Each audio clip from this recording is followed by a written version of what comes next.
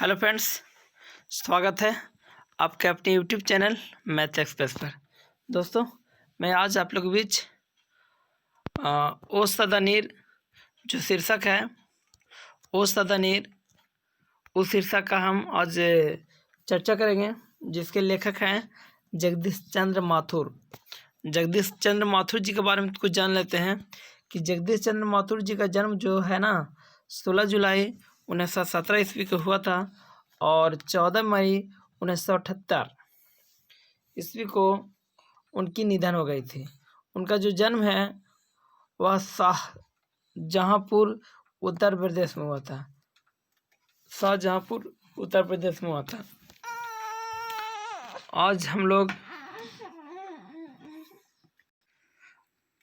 लोग चर्चा करने वाले हैं ओ सदा नीर के बारे में। ठीक है, ओ सदा नीर जो शीर्षक है, उस शीर्षक के माध्यम से क्या चर्चा की गई है उसका आज हम लोग वर्णन करेंगे।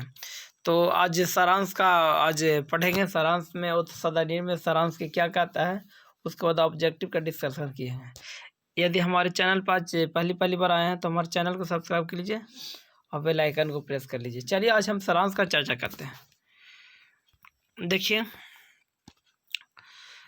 जगदीश चंद्र माथुर ने ओ सदा नीर में परतंत्रता का कल, नीलहे किसानों पर अत्याचार, तीनकठिया प्रथा, महात्मा गांधी का संघर्ष और बिहार की तत्कालीन स्थितियों, गरीबी, बंधुआ मजदूरों के हालात, साथ ही साथ गंडक की तांडव और उसके किनारे बिखरी संस्कृति पर बड़े विस्तार के से प्रकाश डाला है।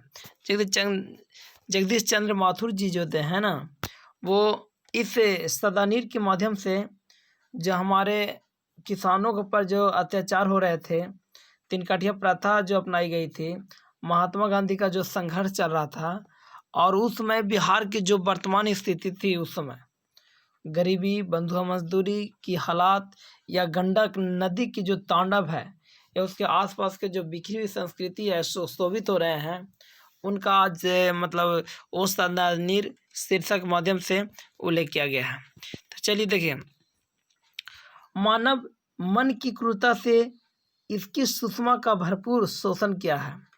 जैसे मानव का जो दिल है, मानव का जो आत्मा है, मानव जो अपने आप को महसूस करता है, वह लोभ के कारण पूरा प्रकृति का नाश करते जा रहा है ना। मानव की क्रूरता मानव का शौक बन गया है ना। वह उसका सुषमा का भरपूर शोषण कर रहा है। उसकी जो प्रकृति का सौंदर्य है, उसकी खूबसूरती है, उस पर लोग शोषण कर रहे हैं। लेखक इस क्षेत्र के वृक्षों की अंधाधुंध कटाई से क्षुब्ध है। वन नंगे हो गए हैं, विकास की दौड़ एवं भूमि का अपहरण हो रहा है। मतलब ये बताया गया है इस शीर्षक के माध्यम से कि मानव जो है अपनी क्रूरता से प्रकृति का पर तो शोषण कर ही रहा है, उसके साथ साथ लेखक के अनुसार बताया गया है कि जो वृक्षों का अंधाधुंध कटाइयाँ हो रही है वो गलत बात है। और अब वन जो है सब धीरे धीरे नंगे हो गए हैं और चारों तरफ भवन के निर्माण से भूमि का अपहरण होते जा रहा है। समझिए ना। और देखिए, ट्रैक्टर की जुताई द्वारा सलीला नदियों को स्रोहीन कर दिया है। चंपारण की मानव पावन भूमि कभी गौतम बुद्ध की कर्मभूमि और भगवान बुद्ध का वर्धमान महावीर की जन्मभूमि स्थली है। कह रहा है कि आज जो है ना ट्रैक्टर से जुताई कर करके नदियों को श्रीहीन कर दिया है। और चंपारण की जो धरती कभी गौतम बुद्ध का हुआ करता था, महात्मा महावीर की जन्मभूमि थी, वह कालांतर में बाहर से अनेक आक्रमणकारी तथा अन्य प्रदेशों से अनेक जातियां आई और बस गई। मतलब बहुत दिनों पहले से यहाँ पे लोग विभिन्न प्रकार के लोग विभिन्न देशों से आकर, विभिन्न प्रदेशों से आकर बस गए और वहाँ पर रहने लगे। समझ गए। विभिन्न संस्कृति का यह संगम स्थल भी है। नीले गोरे द्वारा शोषण का यह गवाह भी है। जैसे उसमें काला गोरा में जो फर्क था, काले पर जो शोषण करते थे, वो भी शोषण आज गवाह के रूप में है। महात्मा गांधी के पावन चरण यहाँ पड़े थे। अनेक बौद्ध एवं जैन तीर्थस्थल, स्तूपों एवं स्मारकों, स्तंभों से चंपारण का चप्पा चप्पा भरा हुआ है। कहता है कि चंपारण की धरती को देखने में वहाँ पर तीर्थ स्थल बन गया है, जैन का तीर्थ स्थल है, वहाँ पर स्तूपों का स्मारक बनाया गया है, स्तंभ बना हुआ, चप्पा चप्पा वहाँ पर और भी मतलब विभिन्न प्रकार के स्थल बन गए हैं। पतित पावनी गंडक नदी चंपारण की भूमि को अपने स्पर्श से पवित्र कर रही है। जो गंडक नदी है चंपारण की भूमि को स्पर्श करके उसको और भी पवित्र कर रही है। समझ गए? देखिएगा,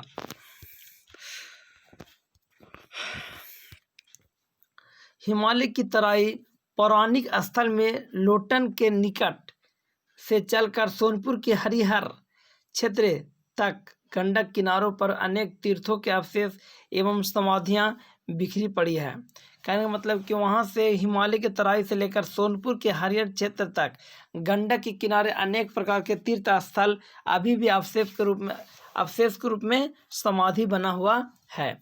किंवदंत है कि भैंसार लोटन के निकट ही गंडक नदी के तट पर गज मतलब हाथी तथा ग्राह यानी घड़ियाल का पौराणिक युद्ध हुआ, जो सोनपुर के निकट गंडक गंगा के संगम पर हरिहर क्षेत्र में समाप्त हो गया।